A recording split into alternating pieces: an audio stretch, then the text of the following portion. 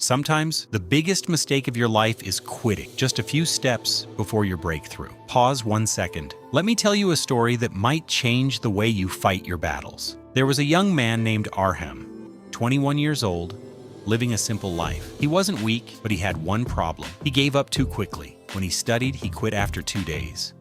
When he started a small business, he quit after 1 bad week. When life got tough, he shut down. Deep inside, he felt like a failure. One day, Arham went with some friends to hike a small mountain. Everyone was excited, clicking pictures, laughing. But halfway up the trail, Arham sat down exhausted. His legs were hurting, his breath was heavy, and his mind whispered the same old sentence.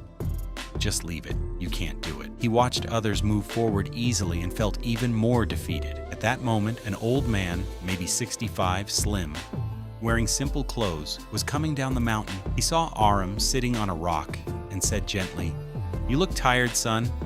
Thinking of giving up, Arham gave a sad smile. "Yes, I don't think I can reach the top." The old man sat beside him and asked, "Do you know when most people quit?" Arham shook his head.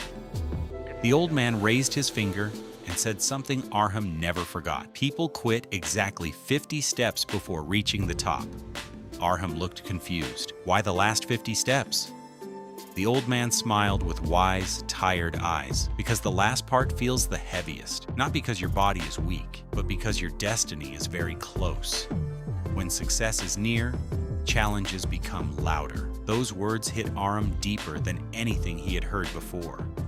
He looked up the mountain. He couldn't even see the top clearly, but he felt something new inside him. A small fire, a small courage. He stood up slowly. His legs still hurt. His breath was still heavy. But for the first time, he decided, I won't quit today. Step by step, breath by breath, pain by pain, he climbed. There were moments he wanted to stop again, but he remembered, maybe I'm just 50 steps away.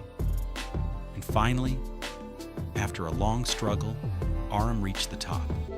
He looked at the view, the sky wide open, the wind touching his face. And for the first time in his life, he